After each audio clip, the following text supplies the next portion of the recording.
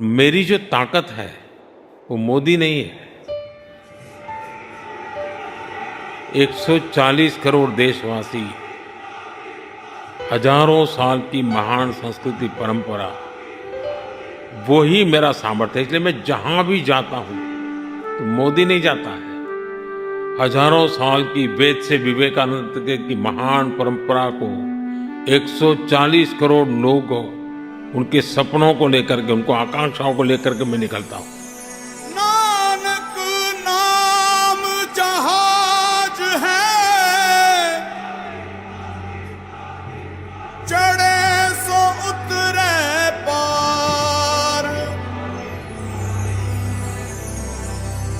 जो शरदा कर सेव दे।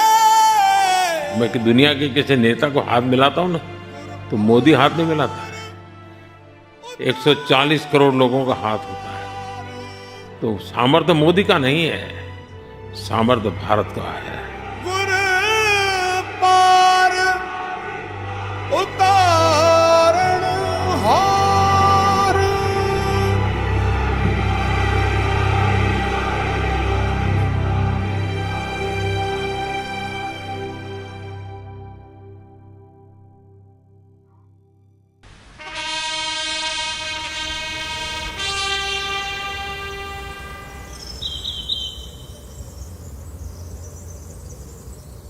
श्री नरेंद्र दामोदर दास मोदी।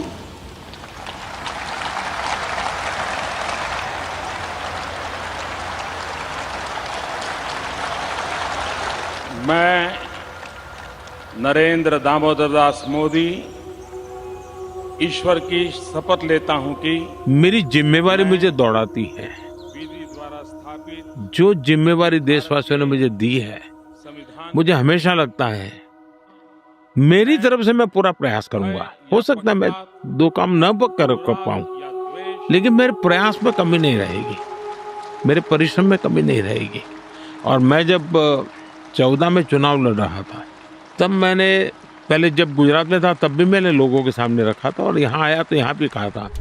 आमतौर पर पॉलिटिशियन का पहला स्वभाव होता है कि जो कहा है लोग जल्द से जल्द भूल जाए। फॉलो व्हाट आई से। लेकिन मैं कोशिश करता हूं कि मैंने जो कहा है वो लोग याद रखें, और मैं भी उसको न भूलूं। मैंने कहा मैं देशवासियों को वादा करता हूं कि मैं कभी भी मैं मेहनत करने में कोई कमी नहीं रखूंगा। दूसरा मैं कहता था कि मैं बद इरादे से कोई काम नहीं करूंगा। और तीसरा मैं कहता था कि मैं व्यक्तिगत लाभ के लिए कोई काम नहीं करूंगा।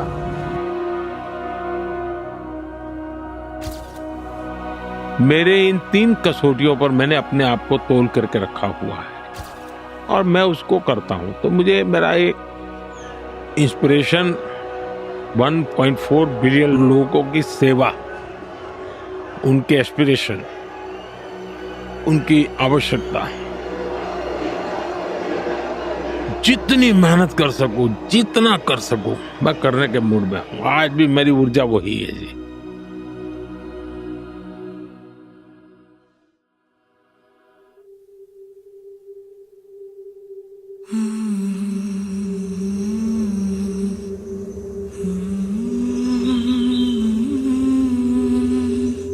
मैं जब श्रीनगर के लाल चौक में तिरंगा झंडा फहराने गया था, तो पूरे देश में एक तनाव था कि क्या होगा। श्रीनगर लाल चौक में जा रहे हैं, तब तो तिरंगा झंडा फहराना भी बड़ा मुश्किल था। लाल चौक में तिरंगा झंडे को जला दिया जाता था। लाल चौक में पोस्टर्स लगाए, दीवारों पे लिखा है, जिसने अपनी माँ का दूध पिया हो। देखते हैं किसने अपनी माँ का दूध पिया है, जो लाल चौक में आके तिरंगा फहराता है। पोस्टर लगे थे, और उस दिन 24 जनवरी थी। मैंने जम्मू के अंदर बड़ी सभा में कहा था, अध्यक्ष जी मैं पिछली शताब्दी की बात कर रहा हूं, 26 जनवरी को परसों, अब चंद घंटे बाकी हैं, लाल चौक में फैसला हो जाएगा किसने अपनी माँ का दूध पिया।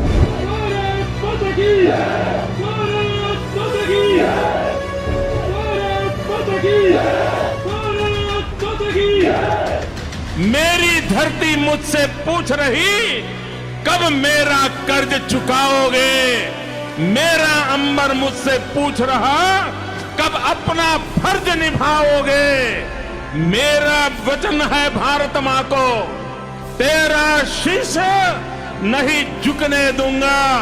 सौगंध मुझे इस मिट्टी की, मैं देश नहीं मिटने दूंगा, मैं देश नहीं झुकने दूंगा।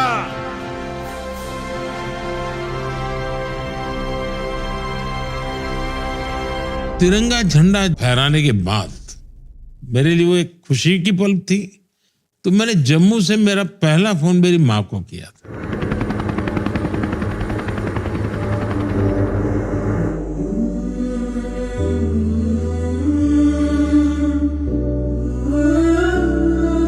सर, इस स्टार्टअप में हम फीड और फीड सप्लीमेंट्स बनाते हैं जानवरों की। अच्छा, आपसे इंस्पायर होके, आप हम यूथ बहुत इंस्पायर करते हैं, आपसे इंस्पायर होके मैं दोनों चीजों को कंटिन्यू करना चाहता हूँ। बहुत बढ़िया, बहुत शुभकामनाएं। मैं ये नहीं मानता हूँ मैं ही काम करता हूँ। मैं मेरे आसपास लोगों को देखता हूँ और मैं हमेशा सोचता हूँ ये मेरे से ज्यादा काम करते हैं। मैं जब किसान का स्मरण करता हूँ मुझे लगता है किसान कितनी मेहनत करता है, खुले आसमान के नीचे कितना पसीना बहाता है। हर परिवार में मेरी माताएं बहनें कितनी मेहनत करती हैं परिवार के सुख के लिए। सुबह सबसे पहले उठ जाएं, रात को सबसे बाद में सो जाएं और परिवार के हर व्यक्ति की केयर करें। कभी मैंने लालच नहीं किया किसी चीज का, काम से लगे रहे। जो लोग कहते हैं कि अरे नाम नहीं कोई लेता है, काम करते रहो, नाम काम खुद ही लेगा, किसी को लेने क्या जरूरत। अरे जब हम काम करेंगे तो नाम तो अपने आप होगा, जब मिलना वही मिलेगा। आज देश और विदेश से लेके कहीं नाम के मोहताज नहीं है।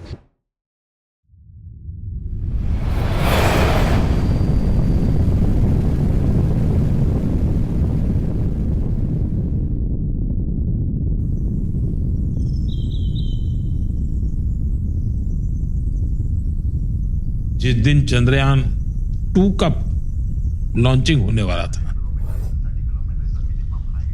मुझे कई लोगों ने कहा था साहब नहीं जाना चाहिए। मैंने कहा क्यों? बोले साहब ये तो अनसर्टेन होता है, दुनिया में हर देश फैल जाते हैं। तो मैंने कहा क्या है, अपयश लेने की मेरी कोई जिम्मेवारी नहीं। क्या मैं गया और हुआ ऐसा कि चंद्रयान लॉन्चिंग में हम लास्ट सेकंड बिखर गए। सारे वहां बैठे हुए लोग परेशान थे, लेकिन मैं टेक्नोलॉजी की जितनी समझ तो मैं देख पाता था कि हाँ कुछ गड़बड़ लग रही है, नहीं चल रहा है। आखिरकार एक जो सीनियर मोस्ट थे उन्होंने आके मुझे कहा साहब, अगर चिंता मत कीजिए। सभी को मैं नमस्ते किया, लेकिन मैं सो नहीं पाया क्योंकि देश को बहुत बड़ा सेटबैक था। लेकिन मैं सेटबैक से रोने धोने करके जिंदगी गुजारने वालों में नहीं था। मैंने कहा मैं सुबह गया और सभी साइंटिस्टों को मैंने कहा अगर कोई फेलियर है तो जिम्मेवारी मेरी है। आपने प्रयास किया, आप निराश मत होइए। और मैंने उनका जितना भी आत्मविश्वास जगा सकता हूं मैंने जगाया। और चंद्रयान 3 ओ शेरा उठ जरा ते फिर वो ही जलवा दिखाए अपना, बड़ी बेताब है दुनिया तेरी परवाज देखने नू। 5, 4, 3, 2, 1, 0।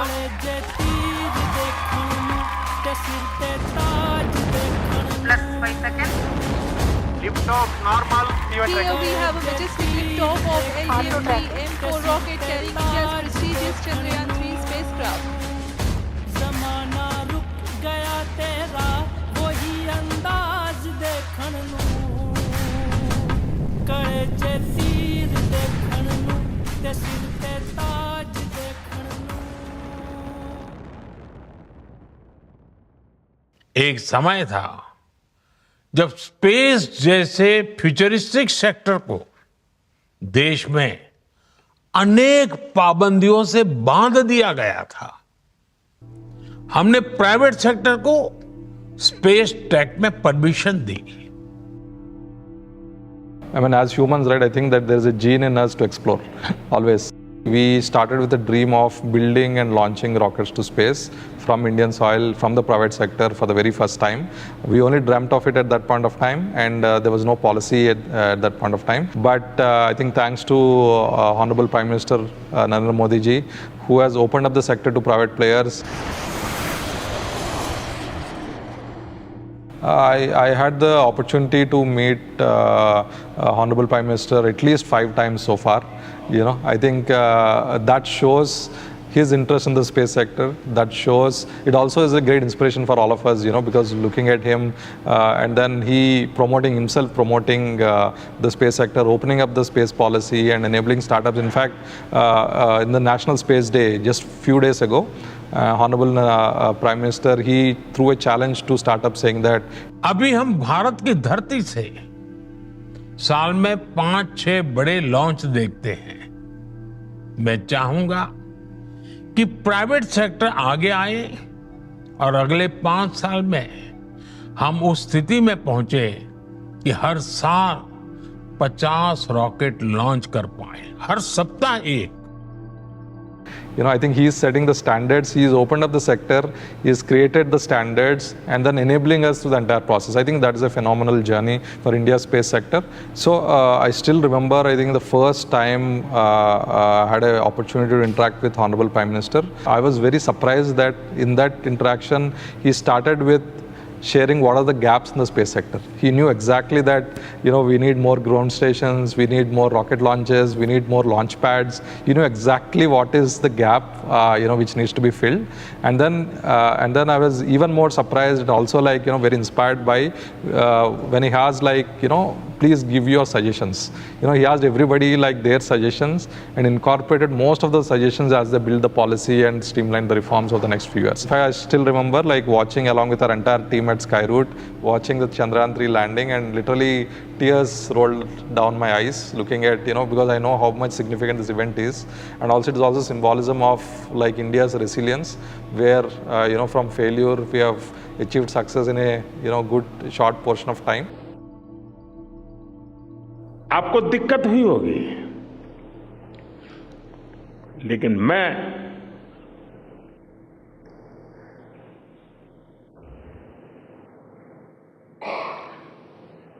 भारत में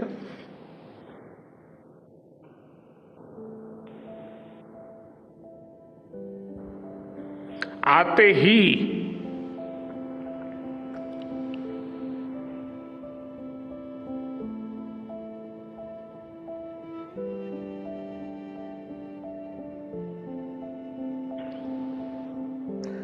जल्द से जल्द आपके दर्शन करना चाहता था।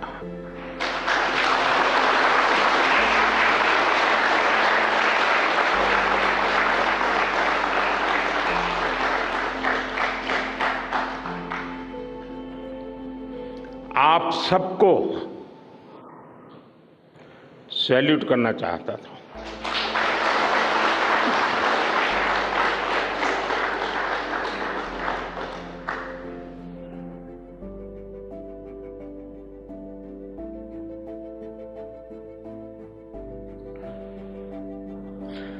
सैल्यूट आपके परिश्रम को, सैल्यूट आपके धैर्य को, सैल्यूट आपकी लगन को, सैल्यूट आपकी जीवटता को, सैल्यूट आपके जज्बे को।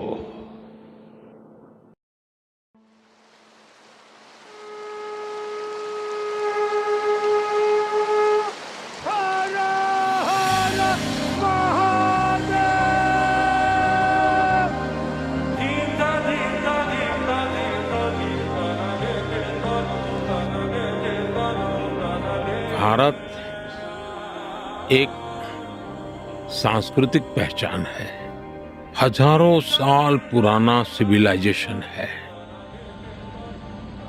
ईश्वर ने मुझे किसी काम के लिए भेजा है, ये भाव होना चाहिए।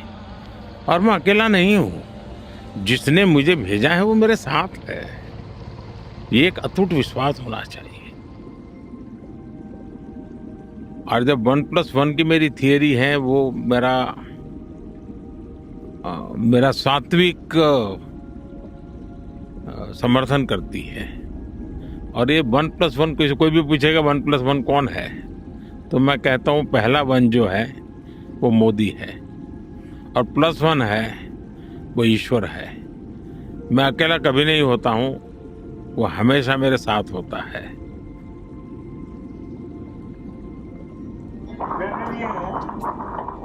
साहस से ज्यादा श्रद्धा थी।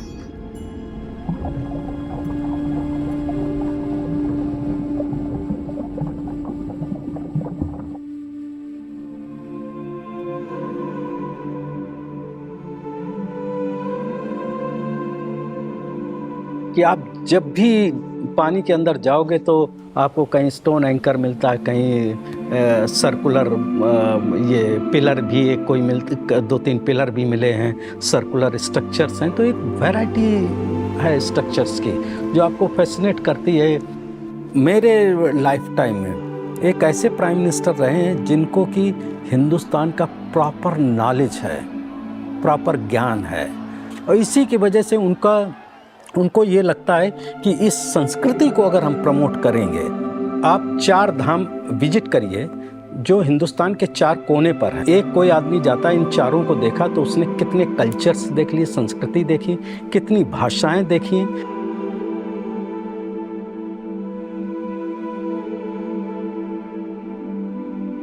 मैं जब 2014 में काशी गया तो नामांकन के बाद कि उस समय मैंने कहा था तो माँ गंगा ने मुझे बुलाया है। आज मुझे लगता है कि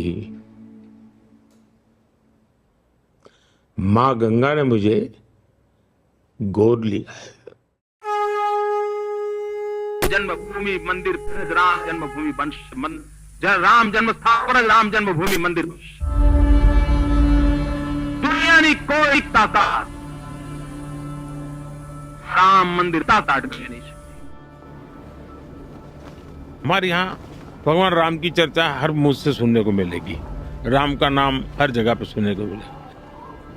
अपने 11 दिन के व्रत अनुष्ठान के दौरान मैंने उन स्थानों का चरण स्पर्श करने का प्रयास किया जहां प्रभु राम के चरण पड़े, चाहे वो नासिक का पंचवटी धाम हो, केरला का पवित्र त्रिपायर मंदिर हो, आंध्र प्रदेश में लेपाक्षी हो, श्रीरंगम में रंगनाथ स्वामी मंदिर हो, रामेश्वरम में श्री रामनाथ स्वामी मंदिर हो, या फिर धनुष। मेरा सौभाग्य है कि इसी पुनीत पवित्र भाव के साथ मुझे सागर से सरयू की यात्रा का अवसर मिला। आज हमारे राम आ गए।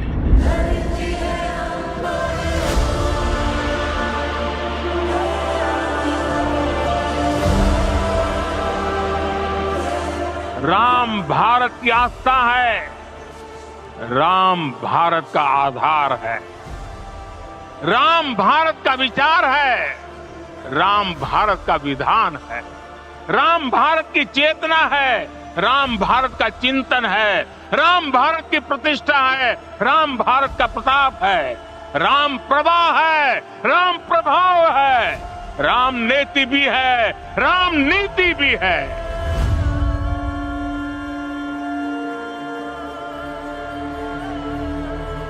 राम आग नहीं है, राम ऊर्जा है।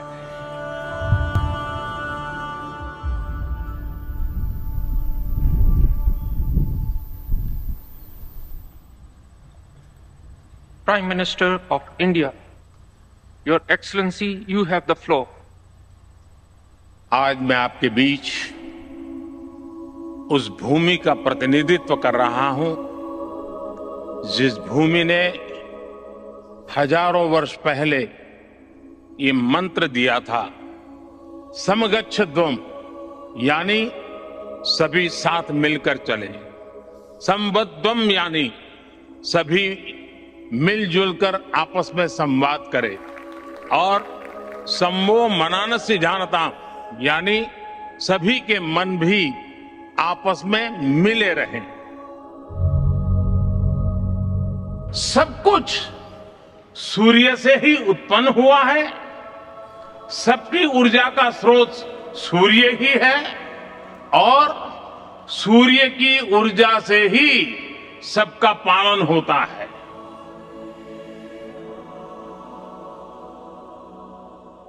जैसे कि हमारे गांव के ही बारे में मैं बताऊं तो ये मसाली है, वो हमारे देश का सर्वप्रथम सोलर युक्त गांव बना है, वो मोदी जी के सहयोग से ही बना है।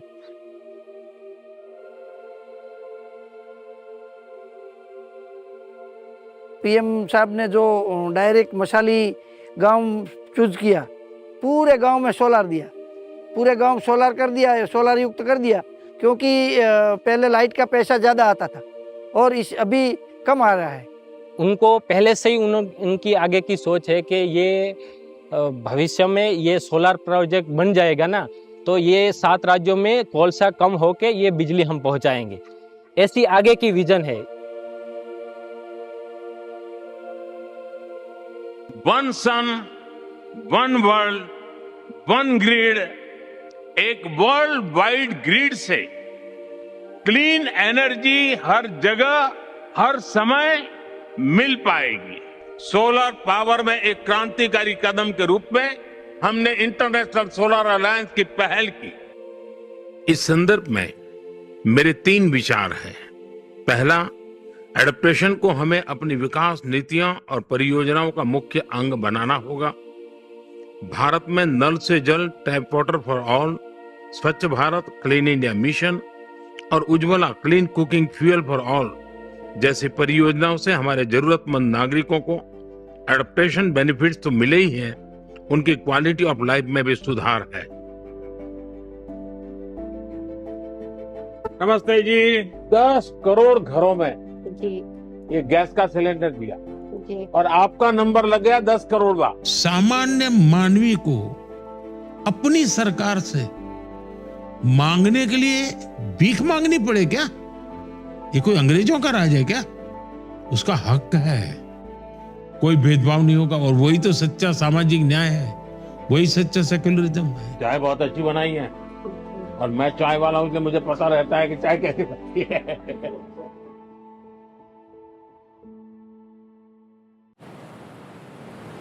मेरे प्यारे देशवासियों, आज भारत में नारी शक्ति का लोहा हर कोई मानने लगा। स्टार्टअप से लेकर स्पेस सेक्टर तक हमारी बेटियां छाई हुई है, क्या कमाल कर रही है। नमो ड्रोन दीदी नारी शक्ति की एक नई पहचान बनी। गांव में मुझे एक बहन मिली, वो कहती मुझे अब तो गांव वाले पायलट कह करके बुलाते, बड़े गर्व से कह रहे। एक बेटी का सामर्थ्य, उसकी शिक्षा, उसका कौशल सिर्फ परिवार ही नहीं, समाज की, राष्ट्र की दिशा तय करती है। हम गरीब से मम्मी पापा हमारे नहीं पढ़े हैं, लेकिन ये कहते हम लोग नहीं पढ़े हैं तो क्या हुआ, तुम 5 लोग हो, 5 लोगों में से कोई पढ़ेगा, कोई आगे निकलेगा, तो हमारी कुछ तो गरीबी अपनी दूर होगी।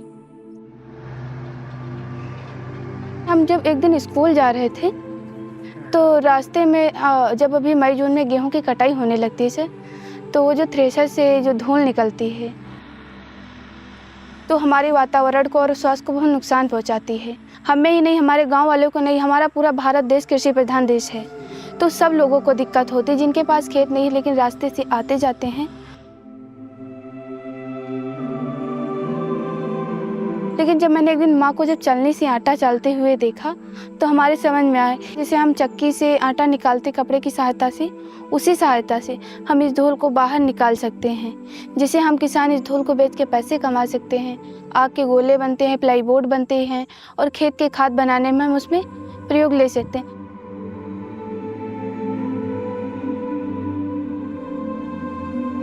और ऐसे हम कई चीज़ें ऐसी हैं जो नई चीज़ हैं, हम अपने देश में आगे लाना चाहते हैं।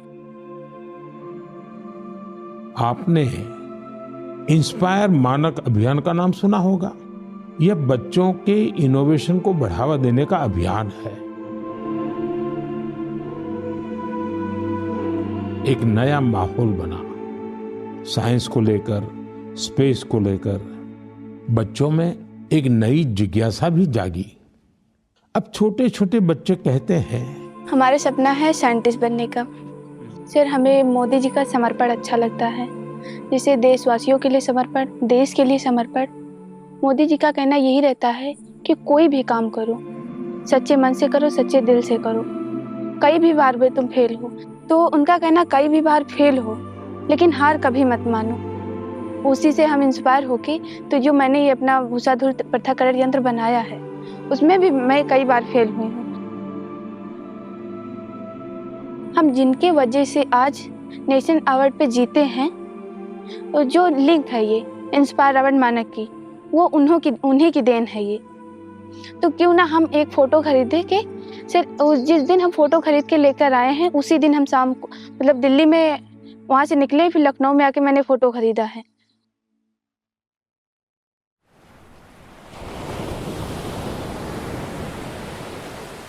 मेरा जीवन मैंने नहीं बनाया है, लेकिन वो जिंदगी बहुत कुछ सिखाती है जी। और शायद वही मेरा एक प्रकार से सबसे बड़ी यूनिवर्सिटी थी।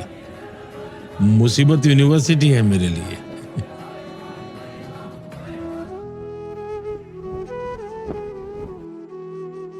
पद बदला होगा, परिस्थितियां बदली होगी, व्यवस्थाएं बदली होगी। नमस्कार। मोदी वही है जो कभी नीचे बैठता था।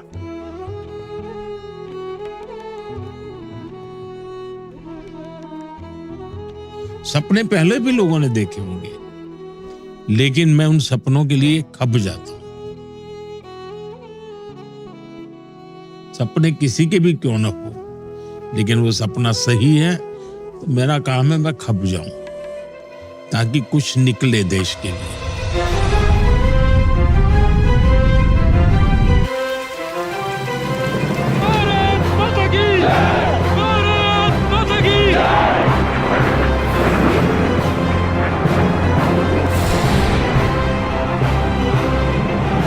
मैं देश नहीं मिटने दूंगा।